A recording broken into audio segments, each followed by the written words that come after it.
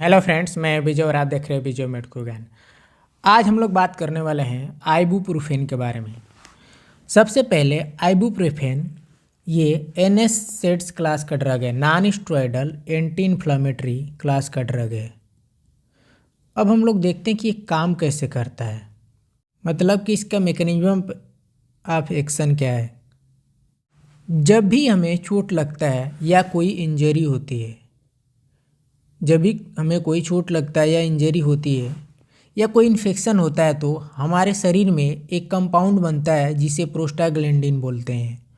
और ये जब बनता है तो हमारे शरीर में पेन, दर्द, बुखार, फीवर, स्वेलिंग, सूजन करवाता है।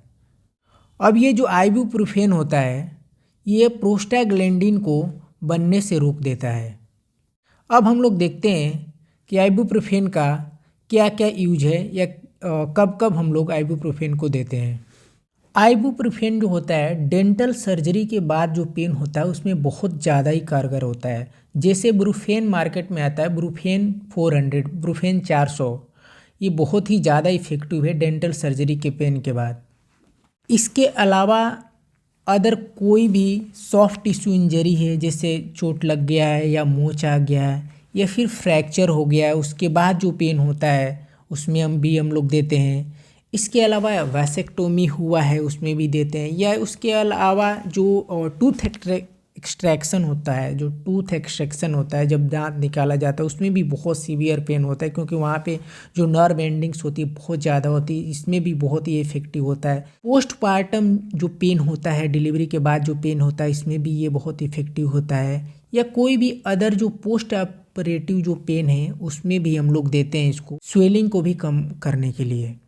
जो एनएसएड्स क्लास के जो ड्रग हैं इनको मुख्य रूप से 3 वजहों से हम लोग देखते हैं। एक तो पेन के लिए, मतलब कि एज ए एनाल्जेसिक, दूसरा बुखार के लिए एज ए एंटीपायरेटिक, और तीसरा एज ए एंटी इन्फ्लामेटरी, मतलब कि स्वेलिंग को कम करने के लिए। लेकिन जो आइबुप्रोफेन है वो तीनों में से जो सबसे ज़्यादा इफेक्टिव होता है वो होता है पेन को कम करने के लिए।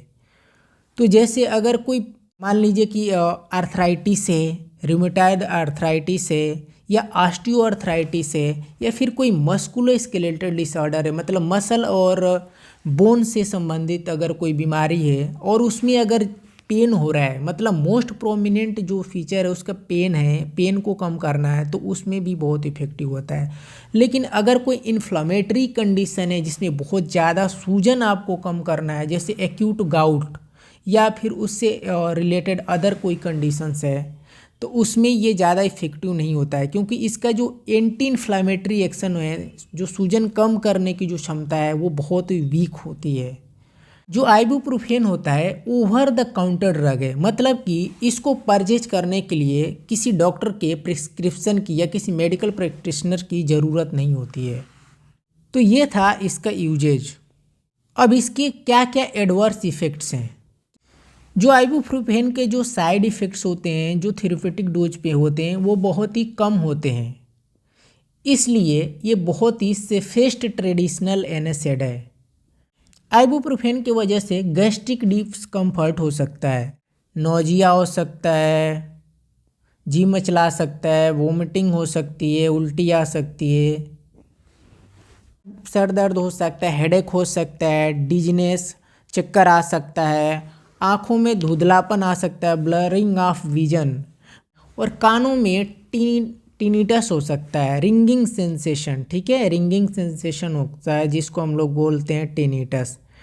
इसके अलावा बहुत एडवांस स्टेज में डिप्रेशन भी देखने को मिलता है, लेकिन बहुत ही हायर डोजेज पे। इसके अलावा इसमें हाइपर सेंसिटिविटी हो सकती है, कोई भी एलर्जिक कंडीशंस है जिसके वजह से इचिंग हो सकता है या रैशेस हो सकते हैं, लेकिन ये बहुत ही क्या है, इनफ्रीक्वेंट है। जो हाइपर सेंसिटिविटी या फिर रैशेस है ये बहुत ही कम देखने को मिलता है। आइबुप्रोफेन की वजह से कार्डियोवैस्कुलर जो रिस्क है वो बढ़ जाता है।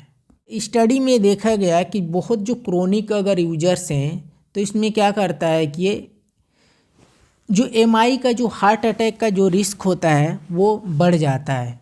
अब हम लोग देखते हैं कि क्या क्या मतलब कंट्रा इंडिकेशंस होता है, ठीक है, क्या क्या कब कौन कौन सी कंडीशंस होती हैं जिनमें हम लोग नहीं दे सकते हैं। जो सबसे पहला है कि प्रेग्नेंट वुमेन, ठीक है, प्रेग्नेंट अगर कोई वुमेन है तो उनमें हम लोग बिल्कुल ही नहीं देंगे, या कोई भी NSAID है जो नहीं देंगे।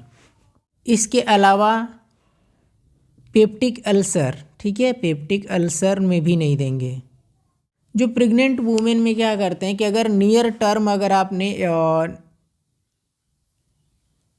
नियर टर्म दे दिए, मतलब कि अप्रॉक्स 38 वीक ऑफ प्रेगनेंसी अगर दे रहे हैं, तो इसमें premature closure of ductus arteriosus करवाता है। अल्सर्स में देंगे तो पेप्टिक अल्सर में ब्लीडिंग करवा सकता है या गैस्ट्रिक इरोजन करवा सकता है। ये जो आइबुप्रोफेन होता है मार्केट में ब्रूफेन IP 400 400 mg आता है, 200 mg आता है और 600 mg आते हैं। इसके अलावा आइबुजेसिक सिरप फॉर्म में आता है, ठीक है, जिसमें 100 mg पर 5 ml होता है। इसके अलावा जो आइबुप्रोफेन है पैरासीटामॉल के कॉम्बिनेशन में भी आता है। इससे आइबुजेसिक प्लस, ठीक है, आइबुजेसिक प्लस, इसमें क्या क्या होता है, आइबुप्रोफेन होता है और पैरासीटामॉल होता है। आइबुजेसिक प्लस, आइबुजेसिक ये सिरप फॉर्म में, सस्पेंशन फॉर्म में आता है, जिसको हम लोग पीडियाट्रिक में यूज करते हैं, बच्चों में यूज करते हैं। इसके अलावा कॉम्बीफ्लॉम आता है, कॉम्बीफ्लॉम एडल्ट डोज में आता है, जिसमें पैरासीटामॉल होता है और आइबुप्रोफेन होता है, आइबुप्रोफेन होता है। आई होप ये वीडियो आप लोगों को अच्छी लगी तो प्लीज़ लाइक कीजिए, शेयर कीजिए, मेरे चैनल को सब्सक्राइब कीजिए और प्लीज़ हमें कमेंट करके ज़रूर बताइए कि आपको अगला वीडियो किस टॉपिक पे चाहिए। तब तक के लिए बहुत बहुत धन्यवाद।